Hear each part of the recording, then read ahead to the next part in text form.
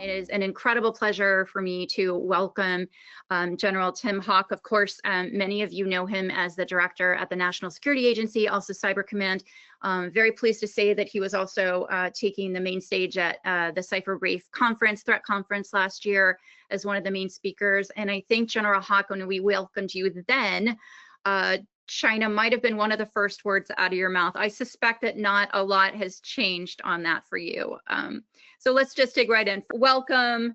It's really nice to see you, and thank you for being here. Well, thanks, Suzanne. I'm excited to be here, and it is a challenge to follow that group that you just had. A fantastic group of friends and professionals, but all with the same focus. How do we secure a nation, and what are the threats we face? Yeah, so there are so many ways we can go with this conversation, and I'm going to let you kind of lead as much as you want to, but let's just first kind of set the table for people. I'm really interested in knowing how you would characterize China's overall cyber threat to the United States. Is it primarily espionage, which was mentioned in the previous panel? Is it economic theft or preparation for potential conflict? How do you see it overall? I think, Suzanne, I put it in three bins, and we've covered them today. But I think it'll be important, particularly when we start to talk about what are the potential options that the administration and companies will have when they think about security. And those three bins are intellectual property theft, foreign intelligence collection, and then pre-positioning. And those three are very distinct and also will help inform what are the potential options that we have as a nation to make ourselves more secure. Certainly from an intellectual property theft perspective, when we get into the discussion of vulnerabilities, particularly those around identity, will be a theme that will come across all of these. But that foundation is now baked into the Chinese economy. So the ability to deter intellectual property theft has been greatly reduced over time. When we look at foreign intelligence collection, the reporting that was just put out in the advisory from NSA, FBI, CISA, many 13 different nations, look at how China is recreating a foreign intelligence collection apparatus to be able to give them some sort of an analog to what it looks like in the Western nations. And that's a focus area. That will be a different discussion when we think about the ability to deter that activity. It also becomes, how do we manage our risk and our vulnerability? On the third case of pre-positioning, that's an area that I do think, from an overall national perspective, and that with our allies, is an area that you can focus the discussion on deterrence. Because that is an area that is now so far outside norms and international law and how we would expect interactions between nations, that there are an area that we could then have a more robust discussion about how you bring all the tools of national power to be able to impact that all overall approach. But I do think we have to be distinct in those bins because they all take different efforts to remediate that or to bring options to the table. Yeah, how optimistic are you that we're able to bring in or leverage deterrence to a degree that's going to have an impact in any of the three of those bins? I think this is where focus is going to really be important. And so if we think about bin one and bin two, if we think about intellectual property theft and we think about foreign intelligence collection, that's really about managing our risk and our vulnerabilities. And I thought there was a very good panel before one of the congressional committees that looked at the critical infrastructure vulnerabilities. And one of the things Rob Lee talked about in there that I thought just really resonated with me is we understand our vulnerabilities. We now need to talk about execution. And Rob Joyce just spoke about the distinction between large providers and small providers. And when we look at those infrastructure, what they can do internally, what needs to be done in regulation, or what needs to be done in collaboration with industry, that's about managing our own internal risk. On the third bin, that's an area that is an opportunity for bipartisan action. Clearly, Congress is deeply concerned about Volt Typhoon and what the implications are. And inside there's opportunity space, but it shouldn't be just a cyber conversation. It's what are the overall elements of national power that we can bring through partnership that makes that unconscionable for an approach by another nation. And I think that's an area for deeper discussion. Yeah, I'm curious too, how you see the extent of China's cyber operations as being integrated really with its broader military and geopolitical objectives. When you think about things like Taiwan, like the Belt and Road initiatives, like how are you seeing the integration of cyber into the bigger picture for China? I think the part that where I start from, being a military professional, is in their military doctrine. So if we look back to the shift in their military doctrine in the early 2000s, it was one to unrestricted warfare. And that is really the evolution of then how their cyber program began to become more pervasive in how the military would operate within the PLA and how it would be a part of integration into both intelligence-ized and informationized warfare. What that could translate to for us is that in the way that they have viewed cyber and also information attack, that if there are even a small number of critical infrastructure attacks internal to the United States, combined with an information campaign, could make those seem much larger and would focus us inward. And I think that's the area in that, if they've articulated very clearly in their military doctrine as to where cyber would fit as one example that would have an impact not just on our military's ability to generate, but impact on our population, which is where the significant shift in Chinese doctrine of targeting our critical infrastructure has really changed that dynamic and why it requires such unique focus. I'm wondering how you're assessing the level of coordination at this point. You mentioned the PLA, the People's Liberation Army, between the level of coordination really between sort of Chinese state actors, the PLA, and the private sector. Sort of, they've been dubbed patriot hackers in some circles. How are you seeing that coordination come together in sort of chasing down China's efforts? Well, first, I think what I'd really use is the public statements that have come out from various organizations. So if you look at each of the cybersecurity advisories that have identified the lead actor, particularly around Seoul Typhoon, and then the most recent advisory that was put out at the end of August by the multiple agencies, it identifies 4 specific companies that are the enablers for both the PLA and for Chinese intelligence services. So that's an integration that looks different. That's now using civilian corporations as a thin veneer for activities for the state and enabling the outcomes for, and the potential for access either for intelligence collection or for repositioning from the PLA and their intelligence services. So it's a thin veneer and distinction between any of those entities that's also being reinforced by some of the changes in Chinese law.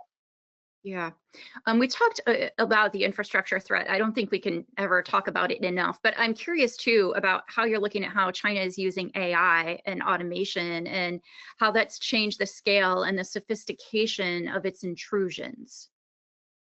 I think the overall use of the technology today benefits the attacker. Like in the previous forum, we talked about what that looks like from a red team perspective and the ability to find vulnerabilities and then the ability to automate segments of an execution chain for any form of hacking activity. I think that's the area that we would certainly want to be watching closely, but we know that is an area that we've already seen portions of the ecosystem leveraging, and now how does it scale? So this really becomes, there's future benefit that's certainly going to come from the application of AI in cyber defense. And how that evolves and how quickly it evolves becomes one of the critical components when we think about the challenge, when we look at it through the public and private partnership. Where can new technology be integrated? How does that become available to critical infrastructure providers? Certainly ones that have resources are already thinking about how to integrate this technology and to do it coherently, but smaller operators, how do they gain benefit from that? And how do we get greater unity of effort when we think about it nationally? Yeah, let me go back just a second to dig in a little bit deeper on some of these things that China has already really pre-positioned within our infrastructure, U.S. critical infrastructure networks. What can you kind of tell us about how you see that now and about what might be used in a crisis, what levers they could switch if they needed to? I mean, we started on that a couple of minutes ago, but I'd love to go a little deeper on that. Yeah, I thought the most recent advisory did a good job of capturing certain elements in sectors. And I think some of those sectors would surprise people, whether that be water, whether it be air traffic control, those would be obvious. But investment in lodging, in terms of lodging providers and the ability to gain insights into that and what that would mean for being able to characterize individuals and their activities.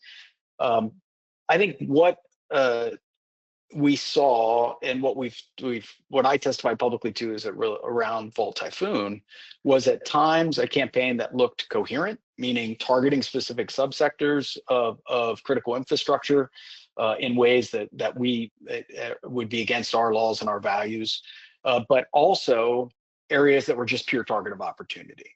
That if there were vulnerabilities presented in a critical infrastructure provider, take that the companies that were in use from China would take that as an opportunity to be able to present that as an access option for the PLA or the MSS. And I think that has consequence. When we talk about those providers that don't have the infrastructure to have cyber defenses, they become very vulnerable targets to be accumulated in that type of campaign. One of the things that we focus on a lot at the Cyber Initiatives Group is what's been brought up several times now, which is how critical that public-private sector engagement is. You had a certain perspective on that as head of the NSA and head of Cyber Command, where you had some visibility in it. I'm curious, now that you've been in the private sector for a couple of months, you're already starting to work with some of the entities that invest in private sector solutions for a lot of these issues. How are you seeing that gap now? Has your perspective changed?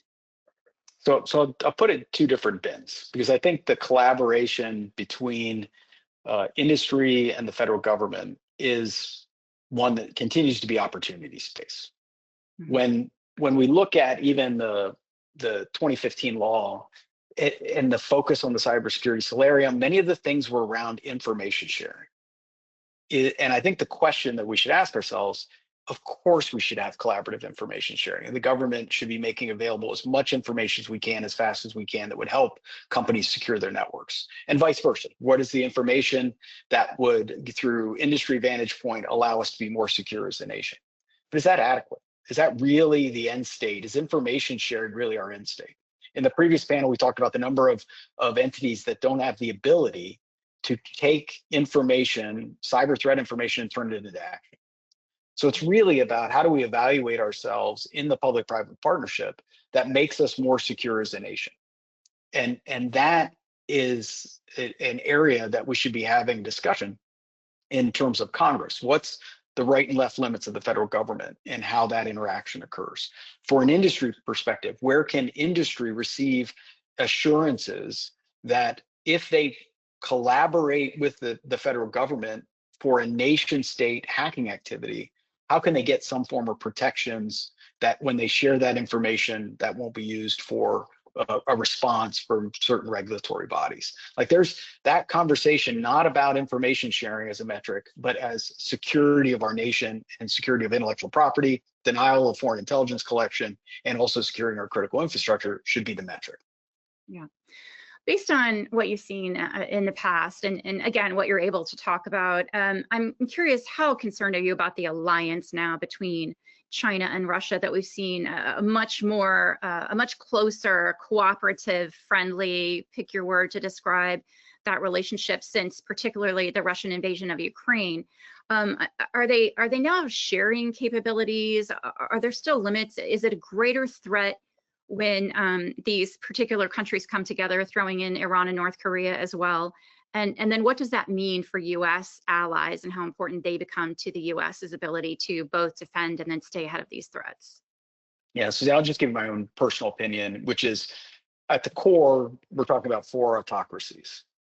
And so from their perspective, based off of world events, they have found areas to collaborate that are in their mutual interest. And most of that has to do with how they can impact either the United States or the Western Alliance or the world order. That whether or not that is episodic or becomes more concrete is one of the areas that could have really a grave consequence for us as we think about that. Today, I would say I expect them to be more episodic and contractual, where they're trading off various things between those nations versus a partnership based off of trust. That is not inherent in an autocracy. And anything we do from a policy perspective should make it more difficult for them to come together in a true partnership. But today, I don't think any of us, when we look back in 2022, would have thought that North Korea would sacrifice troops for Russia.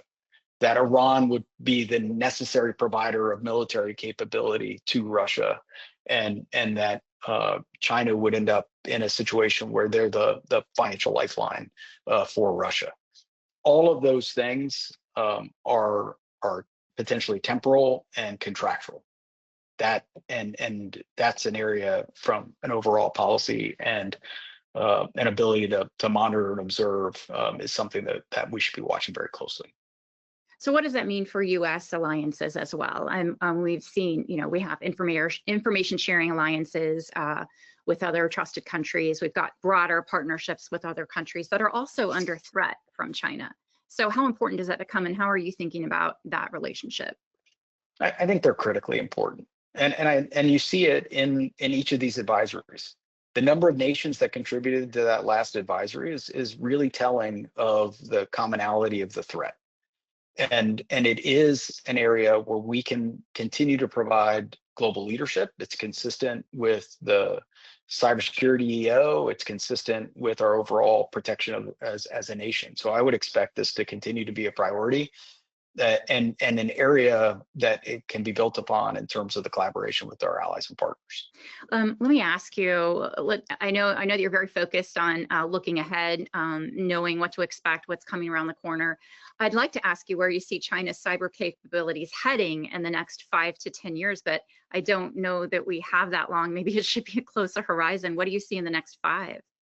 Yeah, I think we all need to be, concerned about what could accelerate based off of the implementation of artificial intelligence and what that means for them, particularly in continuing to do the easy.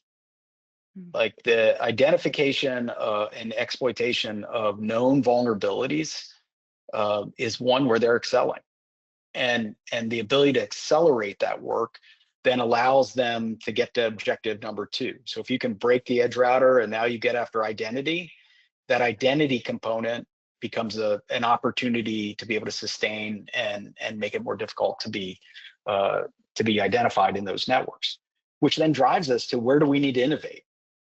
And this is where I want to spend a lot of my time, and this is some of the initial companies that I've begun to work with, is around identity and identity security. Being able to know what identity solutions you're actually using within your infrastructure, which of those are inside your infrastructure, which are third party, and then being able to secure those. It's just an area of blocking and tackling, both for humans and for non-humans. And when we think about where we sit today in terms of identity security for machine accounts, it really is backwards as it relates to some of the advancements that we really need to make. So I think there's the opportunity there. And this is where our core ability to innovate and deploy technology is one that we can close many of these vulnerabilities. It will take investment, and then it will take a concerted effort for those that are left behind. We know that we will have critical infrastructure providers across our nation that are going to be behind. How do we think about that? There are some organizations that are organizing volunteer support for those type of providers. I think about my provider in my hometown. Like the water treatment plant does not have a cybersecurity professional. Their job is to keep the water safe and secure, but they don't think about it through a cyber perspective. That's probably representative of much of our infrastructure. How do we approach that? And then what is the way that we get to what Rob Lee talked about, execution of buying down those vulnerabilities? I couldn't come up with just one closing question for you, so I have like 5. And I also want to invite any of our other panelists to come back on screen with a question for you within our closing next 5 minutes here. But I know that you spent the bulk of your career not focused on policy, focused on executing policy and thinking ahead. But if you had to leave policymakers today with one priority for countering China's cyber threat, what would that be? So I'll probably dodge that a little bit, given that that's a little close to home in the short term. But let me do a little bit of a pivot there, because I think it will help inform your offensive cyber session. One of the conversations that I was having with Congress was around the last time that Congress talked about offensive cyber. So if you look back, the 2019 NDAA was really foundational to how cyber is treated within the Department of Defense. In that NDAA, the Congress gave very clear authorization to the department to conduct offensive cyber operations below the level of armed conflict against China, Russia, North Korea, and Iran, explicitly in the law. It made cyber a domain of traditional military activity. And that is the last word that Congress has talked about in terms of offensive cyber. When you think about where we are today, where we were in 2019, and at the time we didn't have foundational law, we didn't have foundational policy, and we had a really young US Cyber Command. And where we are today and the challenges that we face, there is certainly an opportunity for Congress to lend its voice and say, this is what we believe is the appropriate use of this class of capabilities, and here are the appropriate resources that should be applied to those foundational functions. When you look at the overall budget that is aligned to that, it's less than 1% of the department's budget. And so when we start to think about a really good national dialogue, it should start with Congress, and they should think about what is the application of this tool of national power as part of warfare and as a part of statecraft. Because this certainly is, as in their authorization, this is conducted outside of areas of active warfare to some degree. So that's a congressional right and left limit. Congress has an opportunity to be able to articulate where it fits, and then should appropriately resource that mission in a way that meets that expectation. But certainly that current below the level of armed conflict is not commensurate with either the language we hear from the administration or the language you hear from Congress, but that's not currently reflected in the law. Yeah, we talk about gray zone activities a lot at the Cypher Brief too, and I think in that open source report that is published at thecypherbrief.com every day, you see a lot of these things, and a lot of the gray zone activities right below that level of conflict, as you mentioned, are happening in cyber. I'm going to ask you a hard question now, which is, where do you think the next big surprise from China in cyberspace will come from? It's been so difficult. I mean, you named many of the things that we wouldn't have seen coming just as a result of Russia's invasion of Ukraine. How are you thinking about where the next surprises are going to come in the cyber domain? I think the area that I was and remain deeply concerned is the combination of identity and production environments. So when we think about places across the Department of Defense as an example, but this exists across industry, of who can commit code into production environments, and how that gets scrutinized based off of the individual authority, which is really represented through identity and identity management. That area presents opportunity space. So China's focus on identity, the opportunity space that could exist for a larger scale supply chain attack, that combination is the area that across the public-private partnership that we obviously need to avoid. Okay, last question. Back to the issue of deterrence. Is there anything that you have seen in your time, both in government and now, I know you've been talking with a lot of the leading innovators in the private sector. Is there anything that you've seen in terms of deterrence that has worked effectively so far? I think you have to put it into who you are attempting to deter. And a part of this, I've had a number of conversations with Rand, because one of the challenges we have when you begin this conversation and when the panelists come up later is we're all start with a frame of all of the nuclear deterrence work that Rand did in support of the Air Force and nuclear capabilities. And so that frame of deterrence is not the right frame when we think about it for cyberspace. And in many cases, it's less about deterrence, it's really about coercion.